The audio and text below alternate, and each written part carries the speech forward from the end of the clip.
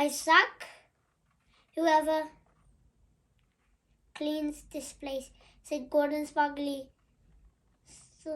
sighing his stupid name in the dust on the glass box. I rolled my eyes because it felt a bit stupid to be talking about dust when there's a 1,000,000-year-old dead man lying there with his mouth wide open, and Benjamin Bottle gave me a wink and we headed off into the next room. Instead of being empty with one glass box in the middle, this room was empty with glass boxes all the way round the edge. Inside the box were millions of those things I can never remember the name of, all different colors and sizes.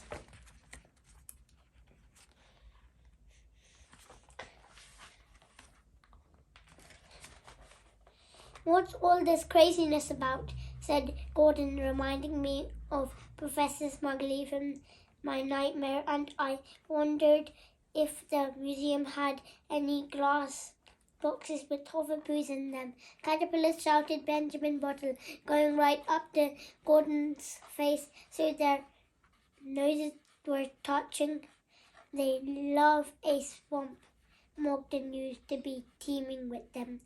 And no, they didn't go to Fico's, Anton said Mr. Hodgepodge, although I did see one in the garden last week.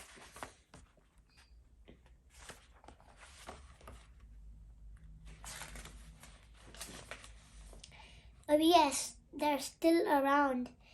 Big pink, squishy one bit me just the other day, whispered Benjamin Bottle, winking at me. His face was still right up against Gordon's. Chomp, chomp, chomp, he shouted, holding his hand up. He bent his little finger over, but from where Gordon was standing, it looked like it had been bitten off. I thought of 3 Tomb Raiders and how Benjamin Bottle was a bit like her, except he was a man and had 10 fingers instead of 11, even though he was pretending he had 9 right now.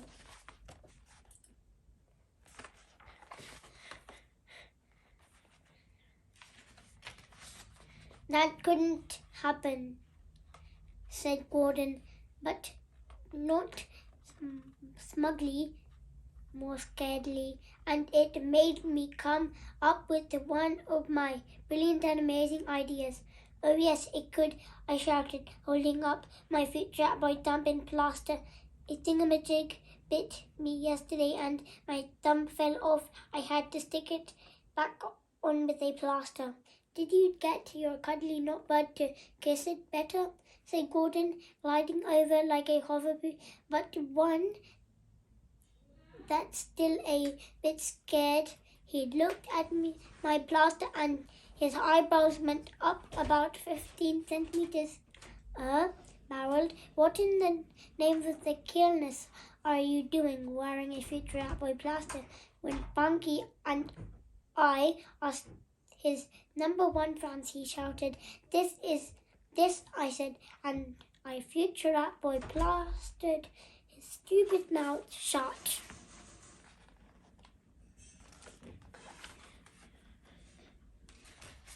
I don't think Gordon believed me about my thumb falling off, but it felt good to make him look like a loser, even though he ripped the plaster off straight away.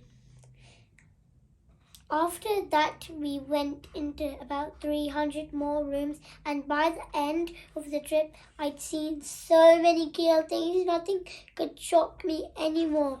That was until I started walking home on my own after the coach had dropped us back at school. It was pitch black apart from the moon, which was hanging in the sky like an enormous white chocolate nutbird with a chunk bitten out of it.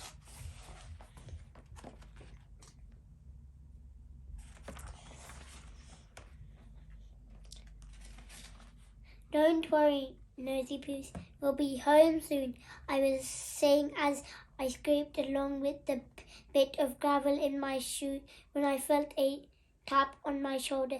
Don't kill me, I screamed, turning round thinking it was Moncton Man, but no one was there.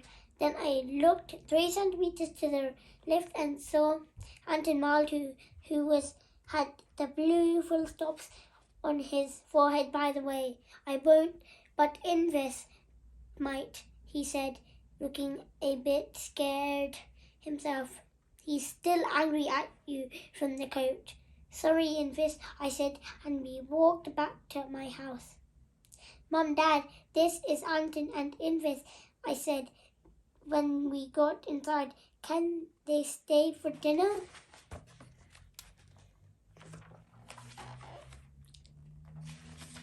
As long as they like Scotch eggs, said my mum, because that's all we had left in the fridge since her and my dad were still arguing about was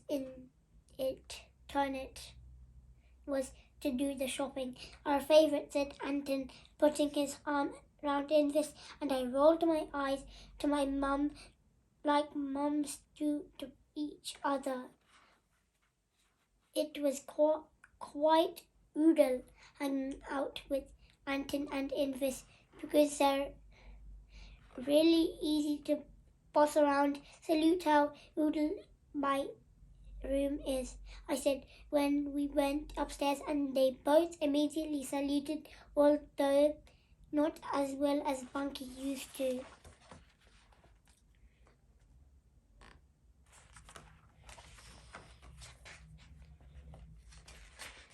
At 8 o'clock, Anton's mum phoned up, crying about where he was, so my dad drove him and Invis home.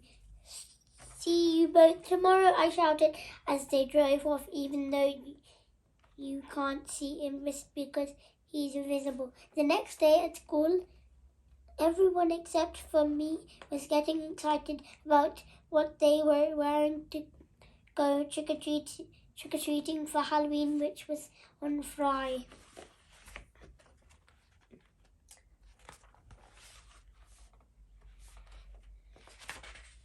Gordon's got a brand new Future Boy outfit, Bunky was saying as me and my new best friends, Anton and Invis, walked past in the playground at lunch.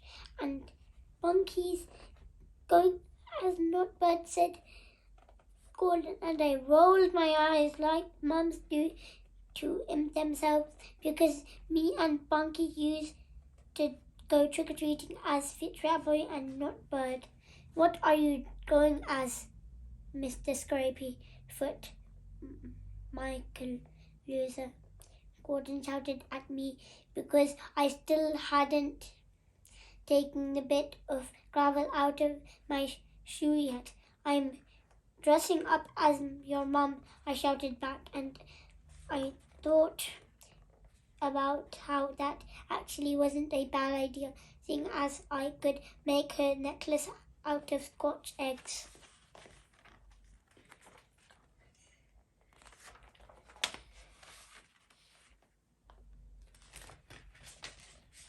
Don't you want to come trick-or-treating with me and Invis? Asked Anton as we walked off. Me all scrapely, he's going as an invisible dinosaur, whatever, I said, which was short for yes, definitely. In drama on Weds, I tried to make Bunky feel bad for going off with Gordon by dressing up as Three-Thumb Rita. I put on old mop on my head and stuffed the poo chair cushion up my jumper and stuck one of my million spare thumb sweets onto my right hand.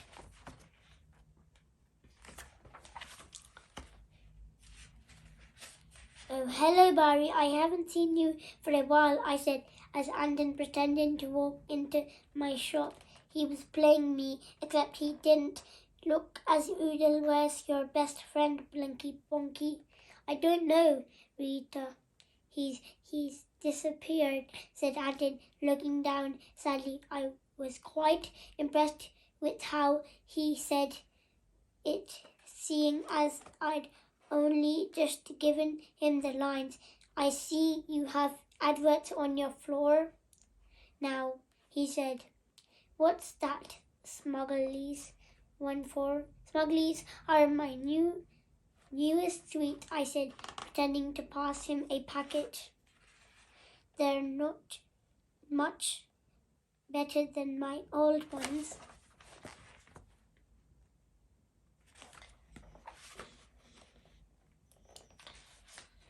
But I've been eating the old one my whole life, said Anton Shout.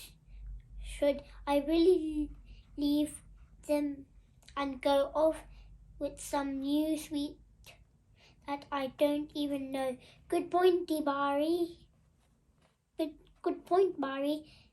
No, you shouldn't, I said loudly and clearly towards where Bunky was sitting. You should carry on hanging out with your old favourite sweets. I looked over, but he was playing on Gordon's phone and chewing on a cola flavoured nutbud. Very interesting, said Mr. Hodgepodge, giving me a funny look, which wasn't surprising, seeing as I had a mop on my head. What do you think, class? I think Harold might be doing a bit mad, said Gordon, and everyone laughed.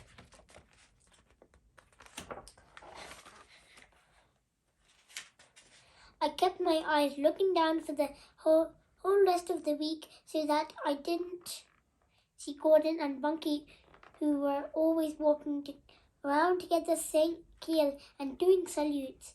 I'm sorry, love, said my mum, passing me a toffee apple and giving me a little cuddle. It was Halloween night and I was dressed as the Scotch Eggman from